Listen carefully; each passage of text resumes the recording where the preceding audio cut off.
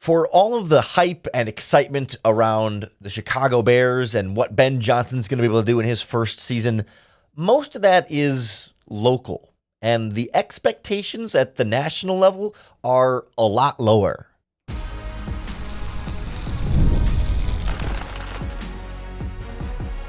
You are Locked On Bears, your daily Chicago Bears podcast.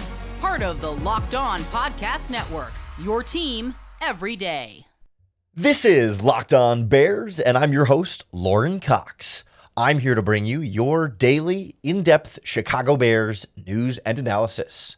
You can follow me on Twitter at CoxSports1, and you can follow the podcast at Locked On Bears on TikTok, Instagram, Facebook, Twitter, and the Locked On Bears YouTube channel, where you can keep up with all of our video podcasts as well.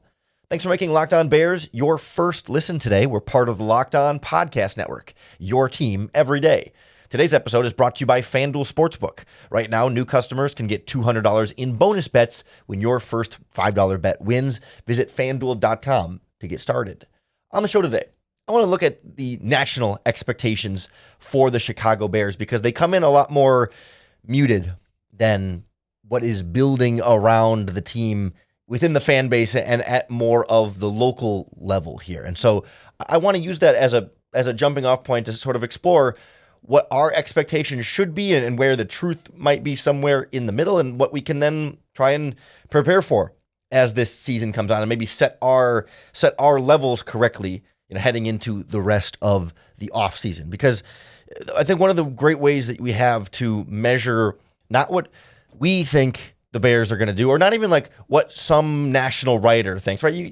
It's not even that helpful to just like go to ESPN and see what the ESPN NFL people say about the Bears, right? Like those are still always going to be individual people's opinions with some bias, personal biases, even unconscious, that's just, everyone's going to have different thoughts and feelings and expectations. And that isn't always a very unified measurement. But the one area that always has as much of that taken out of it as possible, that tries to be as objective because it's financially invested in doing so, is the betting markets. And this isn't going to be a podcast all about betting today, but it is going to be using some of where the betting markets think the Bears should be as an expectation point, because the odds makers don't care whether the Bears are good or bad. All they care is being able to set odds that they can make money off of. So all they care about is being as accurate as possible so that they can make the most amount of money. There's no bias in the odds makers. The bias is how can we make money? So they're financially incentivized to be correct, not just to have a hot take or an opinion to get attention, but to be correct so that they can make money off it. And so like when the Bears win total this season at FanDuel Sportsbook is set at 8.5 wins, that's a non-playoff team. For all the talk about pushing for the playoffs with Ben Johnson and trying to get to 10 wins and double-digit wins, like we start to build that up as almost like an expectation. But in reality, the people whose jobs it is financially to predict how good the Bears are going to be, that's not to say they are always right, but more so that they have a lot at stake, they say under or right at 500, 8.5 is the Bears over-under win total. And if you look at where the money is coming in on that win total, more money is coming in on the under than on the over. They've set the odds to try and incentivize people to put more money on the over because money has come in on the under already. So people who are wagering their own money are literally betting on the Bears missing the playoffs and being under 500. That's where national expectations then are being set, right? It's not people's opinion or biases or emotions about the Bears. It's people putting their money where their mouth is on what they think this Bears team is going to do. Like they also have odds specifically on just like to make or miss the playoffs. Like maybe win total is not the perfect measurement there, but like the odds are in favor of the Bears missing the playoffs. More money comes in on the Bears missing the playoffs than making the playoffs. And like the odds on who's going to win the NFC North, the Bears are fourth. Like fourth place in the NFC North is where people are putting their money. Again, not an opinion. Their money is, yes, they think, and they're willing to bet their money on the Bears being a last place team in this division again. Despite all of the feelings around the team of like, yes, they're going to take a step forward and this is going to be a better team and they can absolutely be a double-digit win team that does make the playoffs. They have to earn that. And no one is going to expect that from them right away. The expectation externally is not that they're going to be a bad team per se, because 8 wins, an 8-9 season and missing the playoffs, it's not a bad team, but it certainly isn't a good team. You know, like the Atlanta Falcons and Arizona Cardinals both finished 8-9 last season. Like that's kind of where the money is coming in on this betting line to be like just below 500, just missed the playoffs. Not a bad team, but not a great team. And so I want this to sort of come twofold. It's like, one, it should caution us a little bit about getting too carried away with our own personal hype and expectations, and hopefully then make it more realistic for us to be able to say, hey, year one of a new head coach with a young quarterback learning a new offensive system and a new defensive system, like there's a lot of transition around this Bears team. And I'm not here to say, I mean, I think the Bears are going to win at least 9 games. Like I think this Bears team is going to push for a playoff spot and potentially make the playoffs. Like I am not of the opinion that they're an 8-win team this season. I would take the over on that over-under. But it goes to show that like we can get caught up in the hype and the expectations, and we should be, right? We should be excited about this team, and I'm not telling anybody to not be excited about the team. It's more so saying if we get excited about this team, then we also can't let ourselves be too overly disappointed if they don't reach those high expectations and excitement that we set for them. Like we can be very optimistic and excited for it, but it's when you get to the point where you like are. The word expectations is the one I keep coming back to. Like, are you expecting them to win 10 games and make the playoffs, or are you hoping and optimistic that they can win 10 games and make the playoffs? Because if it's something you're hoping for, then it's not as devastating when you don't get it as opposed to when you're expecting it and then it doesn't happen. Well, now all of a sudden it's a failure if you don't meet those expectations. It's a goal to win 10 games and go to the playoffs. They're expected to win 8 games and miss the playoffs. That's the difference I wanted to parse out here. And we can kind of go through the season and say, hey, you can have a successful 8 or 9 win season and miss the playoffs in Ben Johnson's first season, as long as everything is trending in the right direction and looks like the right coach, looks like the right quarterback. Everything is working that way. But, you know, you've got tough games on the schedule. And we talked a lot about the schedule last week and the week before that on the podcast. And sometimes in year one, with a bunch of new players and new coaches and new systems and moving parts, there's going to be errors. It's not going to be a well-oiled machine right away, and that's okay.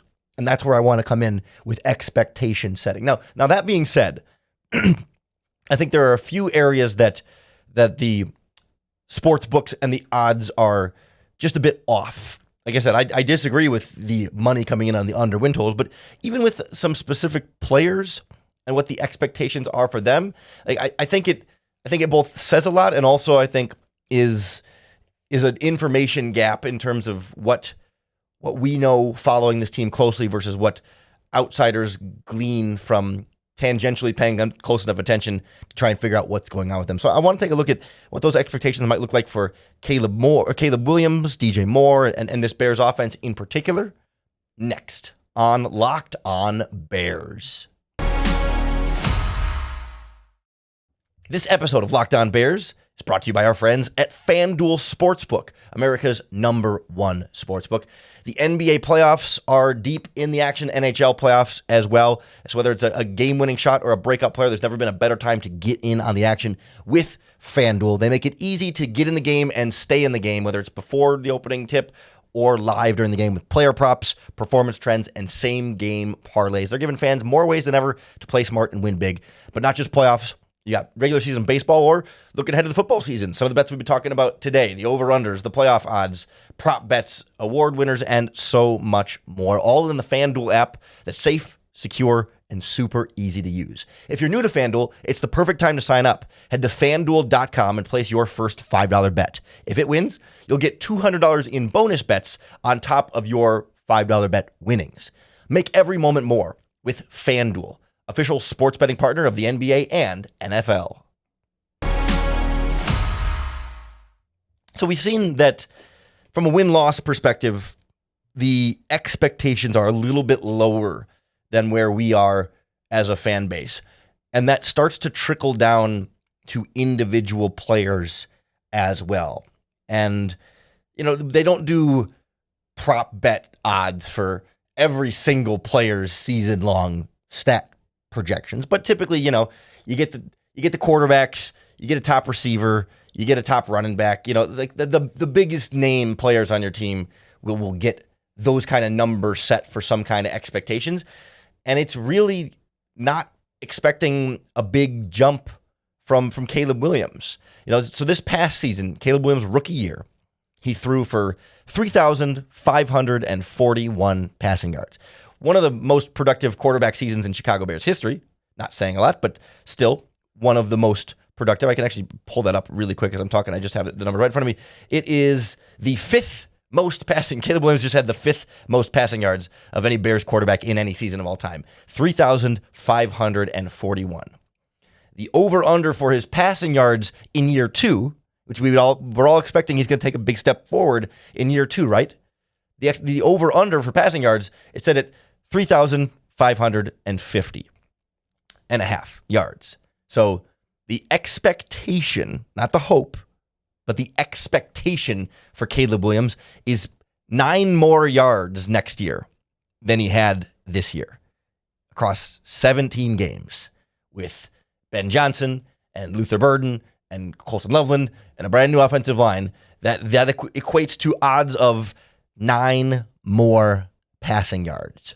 And that to me feels like a big I don't want to say misstep, but underselling there, right? Like I think we talk a lot in the Bears community about Caleb being primed to be the Bears' first ever 4,000 yard passer as soon as this season. Like with Ben Johnson, with the offensive line, with the weapons, to be able to go from 3,500 yards to 4,000 yards doesn't seem all that crazy, right? If he plays in all 17 games, then that's about 30 more yards per game he would need to average in order to get to 4,000 yards. If he averages another 30 yards per game more than what he did as a rookie, that would get him to 4,000 yards. That doesn't seem very, I don't want to say very difficult, because it's literally never happened in Bears history before, but like, doesn't seem super unrealistic to think Caleb Williams could be a 4,000 yard passer this season. And so for the over-under there to come in at essentially exactly where he finished his rookie season feels incorrect. It feels a little bit wrong there. But I think part of that is that they want to set prop bet numbers a little bit low, I think, to encourage you to bet the over, because injuries can be a factor there. That if a player were to miss a couple of games, he's not going to hit that full season long total. So they want to kind of say, hey, maybe you want to bet the over a little bit here because we set the number low. Because then if Caleb Williams, heaven forbid, and I'm going to knock on my wooden desk or whatever, if Caleb Williams gets hurt and misses 4 games this season, he might not have more than 3,500 passing yards. Even if he has a really good season, it's just not enough games to get to that total there. So that's sort of the tricky part, and why I don't want to put too much stock in and rip them for having it so low necessarily. But I also think it's a reflection of, hey, there were some ups and downs in that rookie season, and it is a first year as a head coach, and everyone still needs to see how Ben Johnson does in this role, and that we need to see what kind of steps Caleb Williams makes going forward in year 2. And so there's a hesitancy to say, hey, we're going to set the bar super, super high here. Let's start it out low and see what we can do from there. And I think that's more of the motivation behind that. I also look, you can look at ESPN's Mike Clay sets stat projections for players as well. And he's got Caleb at 3,439 yards, down from his rookie season. That's where outside national people doing numbers and math and money are coming in lower on the Bears. And that's not to say that we then should come in lower on Caleb Williams necessarily, but I think it sets the perspective strongly. Okay, maybe he can fly under the radar a little bit. Maybe that's some of what fuels the hype train a little bit in Chicago. Is like does the fan base feel a responsibility to say we are going to create the hype and excitement here because everyone is doubting us? Like, is that something? I don't think it's that intentional, but I wonder if there's sort of this void of excitement, so the fan base has to step in and do it themselves. Because you also see, like, receiving odds for DJ Moore is expecting him to get back to being a 1,000-yard receiver. Like, there's some amount of improvement expected. DJ Moore's receiving over-under set at 1,025.5 yards. He was at, 966 last year. So expecting, the quick math there is tricky for me, but 70-ish more yards this season. Okay, like, it's not the 1,300 yards he had in his first year with the Bears in 2023, but it's expecting improvement and more production from DJ Moore, despite not any more production from Caleb Williams. I'm not sure where those are supposed to come from then. I also think it says a lot that the sportsbooks don't have odds or a prop number set for DeAndre Swift's rushing yards or Cole Kmet's receiving yards.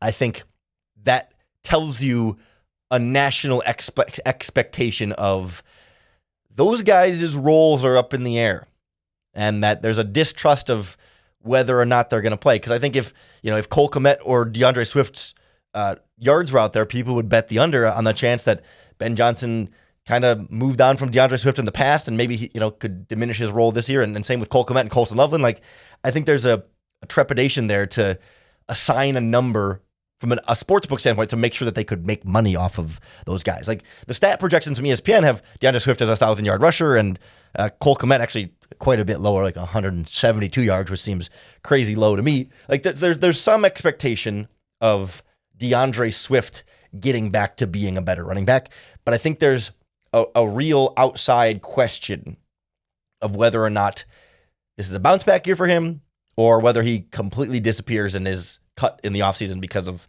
how much of a disappointment he's been. Like, that's a real force. Like, that's the point for me there. It's not that, oh no, they don't have odds on it. It's that the fact they don't have odds on it says we're not the only ones questioning the roles and futures of DeAndre Swift, right? It's not like the national media or the odds makers looking and saying, oh, well, Ben Johnson and DeAndre Swift had success before, and Swift had an uncharacteristic down year, so he's just going to bounce back and we'll set the number at 950 yards or whatever it is. Like, no, not touching that one as of right now on this podcast, as the time I'm recording this podcast. And so that tells us something too about how it's not just our suspicions, but that's a wider suspicion of how Kmet and Swift's roles in particular might change or fluctuate or be hard to predict this season in a way that usually if it's going to be hard to predict, then that means it could be really negative, as opposed to like, yeah, it's hard to predict how many passing yards Caleb Williams is going to have, but you can set a number because you have a feeling it's going to be some kind of positive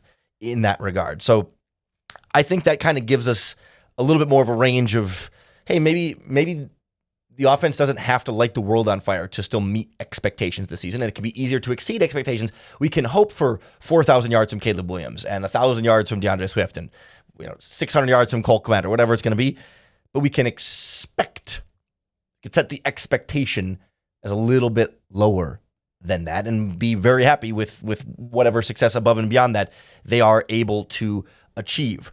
I also think there's some interesting thoughts on how to align the results on the field with sort of the feeling around the team, sort of the narrative and vibes versus the actual numbers here. And so I want to take a look at how a few specific players, they're positioned with their peers in certain areas, how that sets some expectations that are notable for Colston Loveland, Luther Burden, but also Ben Johnson and Caleb Williams in one particular way is interesting, where Caleb Williams is right there with Jordan Love and Jared Goff, kind of on the same level. We'll take a look at where those expectations might land next on Locked On Bears.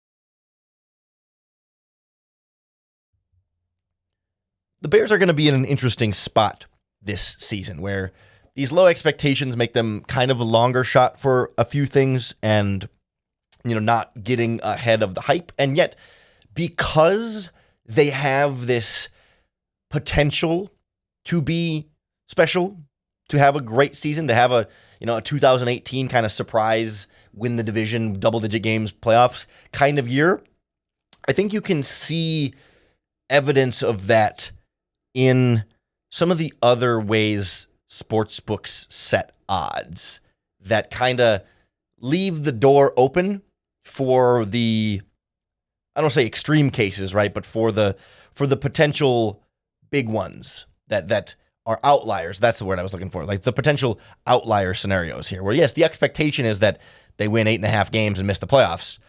But the outlier is that they win 12 games and win the NFC North, right? Like they bake some of that in some other areas of the odds. Like, for example, they set odds for the NFL Coach of the Year award. And who might be the betting favorite to be Coach of the Year? Ben Johnson. Now, if the Bears win 8 games and miss the playoffs, I don't think Ben Johnson's going to win Coach of the Year for an 8-win season. So how can those things be set that same way? And it's like, well, they're trying to entice you into buying in, literally putting your money on the big thing happening, the big season happening, and the odds then reflect that. Because right after Ben Johnson, Coach of the Year odds, is Mike Vrabel of the New England Patriots, really close to him, actually. They're pretty, I wouldn't say neck and neck, but it's Ben Johnson 1, Vrabel 2, and then there's a big gap before you get to Mike McDonald at 3 and Pete Carroll at number 4. But I think a similar thing where it's like, hey, new coach comes in, team gets better, young quarterback in year 2, take a step forward and could have a big year 1 impact and then take off from there. So then he would be the Coach of the Year. If the Patriots had their 11-win season and won the division or whatever, did their version of whatever they think the Bears could do this season. Like there's a pull towards that, but an acknowledgement by the sports book and as a proxy for national expectations here, an acknowledgement of like, yeah, there's a real possibility that Ben Johnson's Coach of the Year and the Bears have this big breakout season. They're not saying it's the most likely thing to happen, because the most likely thing is where they set the other numbers. The missing the playoffs, they have that as directly most likely. The odds are a lot lower there than the Coach of the Year odds. He's the favorite, but it's still long shot odds at plus 650. Like they're not saying they're expecting Ben Johnson to win Coach of the Year. It's that money comes in on Ben Johnson to win Coach of the Year there. Another similar pathway here. Like, I don't know that you're going to find any Bears fan that, well, not any, but like not very many Bears fans are going to bet that Caleb Williams wins the NFL MVP award this season, right? I think we can all say that's pie in the sky, pipe dream. Like only in the best of the best cases could Caleb Williams win NFL MVP this season. But Caleb Williams has the same MVP odds right now as Jared Goff and and Jordan Love, excuse me. Jared Goff, Jordan Love, and Caleb Williams all have the exact same odds to win NFL MVP this season. And there was some talk last year of Goff being an MVP candidate when the Lions were really dealing there. And I'm sure there are Packers fans that are ready for Jordan Love to take that big step up to be an MVP candidate player. Like Caleb Williams has better MVP odds than Baker Mayfield, Dak Prescott, Matthew Stafford, Saquon Barkley, Kyler Murray. And that says something. It doesn't say that they think Caleb Williams is going to win MVP, but it says that, hey, there's a reality here. There's a possibility where the Bears blow up and they go 12-4 or whatever, or 12-5 in the modern NFL, and Caleb throws for 4,500 yards and Ben Johnson's the Coach of the Year and Caleb Williams is the MVP. Like, it's not going to happen. The odds are very, very long, but the fact that he's up that high is an acknowledgement by the sports books of like, hey, that's not out of the realm of possibility. Like, it's not a complete farce. Lamar Jackson, Josh Allen, Patrick Mahomes, those are like, and Joe Burrow, those are the 3 favorites for MVP, and they have much, much, much better odds than Caleb Williams. Like, no one thinks Caleb's going to win it, but they leave open that possibility that they put those odds above other players that, Derrick Henry could have a big, you could find your pie in the sky. Derrick Henry has a 2,000-yard season and wins MVP, or Aaron Rodgers has MVP odds. He has a bounce back season, or Bryce Young in year 3 takes that big leap forward for the Panthers, whatever it might be. Like, they've got odds for a bunch of other players to win MVP that are all way below Caleb Williams. And so I'm not here saying, hey, bet on Caleb Williams win MVP. No, but just where they put him there says, hey, we can acknowledge that there's a real possibility there. They don't see it as much for like, the rookies, Colston Loveland and Luther Burden, like offensive rookie of the year odds. They're quite a bit down there. A little, I believe Luther Burden is actually slightly ahead of Colston Loveland. Oh no, excuse me. No, I got it wrong. Miss Loveland. Loveland is tied with Tyler Warren in offensive rookie of the year odds. Luther Burden is down a little bit farther, just behind Matthew Golden of the Green Bay Packers, and just ahead of Jaden Higgins and Will Howard. But like, there's not this expectation that, these rookies are going to show up and bust out, right? They're not baking in expectations for the possibility of like everybody on the Bears having some big crazy season there. But they know that there could be a powder keg here. There could be something special that explodes and gets out. And so they have to reflect those possibilities in the odds, in some parts just to try and entice people to bet on it and make money. I mean, that's their goal, is to get you to put your money on it and then you be wrong and then they get to keep your money. Like, yes, that's the name of the game, and that's what we all know when we sign up or when we put in our credit card information or whatever, whatever it's going to be. But also, if they didn't think anybody would bet on that, then they wouldn't put it as a possibility. Like they acknowledge that path and that hope is there, not the expectation, right? But the path to hope there. And so that's where I say, like, I'm not coming on the podcast to say, no, you shouldn't hope for big things from the Bears this season. Don't get your hopes up because they're just going to be broken. No. That's not what I'm here to say at all. I think we need to be excited about this team and absolutely lean into it and have fun with it. That's what sports are all about.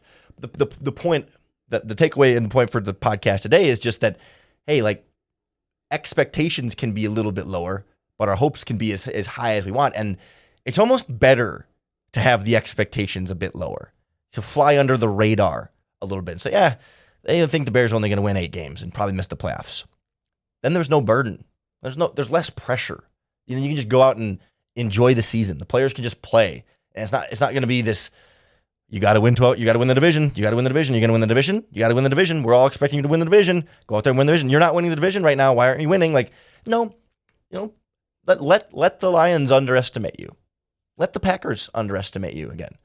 Let the Vikings underestimate. Let everybody on your schedule think, this is probably an 8-win Bears team. We don't got to worry too much about them. We can focus on other things, or we don't have to get as hyped up for this game. Good. Yeah, let them. By all means, go ahead. Fly under the radar.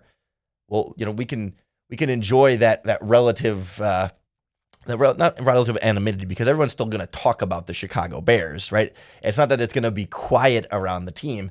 It's just not going to be this. It doesn't need to be this. Everything's got to go now. Win.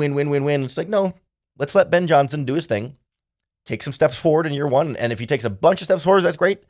If he just takes a couple of steps forward, that's fine too. Like that can be meeting expectations. That's like, C's get degrees, and it's okay to not get A's on everything in Ben Johnson's first season. Eventually, you hired Ben Johnson and drafted Caleb Williams to be a quarterback, A+ head coach. Yes, that is the goal, but like the first test out of the gate here doesn't need to be perfect, well-oiled machine, everything firing on all cylinders. And so we can acknowledge that and make space for that, and also hope for more and be very excited for more, and hopefully then get to see more and have a lot of fun with getting a lot more. So hopefully, I think that sets the stage a little bit with some national outside expectations, kind of balance the hype and the excitement, internal expectations around this Chicago Bears fan base. That's how we do at this part of the Locked On Bears podcast. We always try and keep it balanced here. We get the excitement and the go team stuff, and we get the, hey, let's reel it back in, and we try and sort of find it in the middle. We get our candy and sweets, and we get our vegetables and fruits sometimes. Well, I always try and bring a nice, nuanced, balanced approach to Chicago Bears coverage. Make sure you hit that subscribe button on YouTube or wherever you listen to podcasts, because that's going to be the best way to keep up with all of our daily, in-depth Chicago Bears news and analysis. Thanks for making Locked On Bears your first listen today. We're part of the Locked On Podcast Network, your team every day. If you're looking for a second listen today, you can always check out the Locked On NFL podcast. I co-host it every Tuesday morning with Tyler Rowland in the morning, and then the second episode comes out in the afternoon with Tony Wiggins. But our Tuesday episode is all about the NFC South and looking at some breakout candidates and teams that are going to make the most movement, players in the hot seat, et cetera, et cetera. Really good look at what an interesting division that could be this season with some potential movement over there. So for more football talk, go check out Locked On NFL or any of our other Locked On podcasts for your second listen today. Come on back tomorrow. Make Locked On Bears your first listen once again for another opportunity to bear down.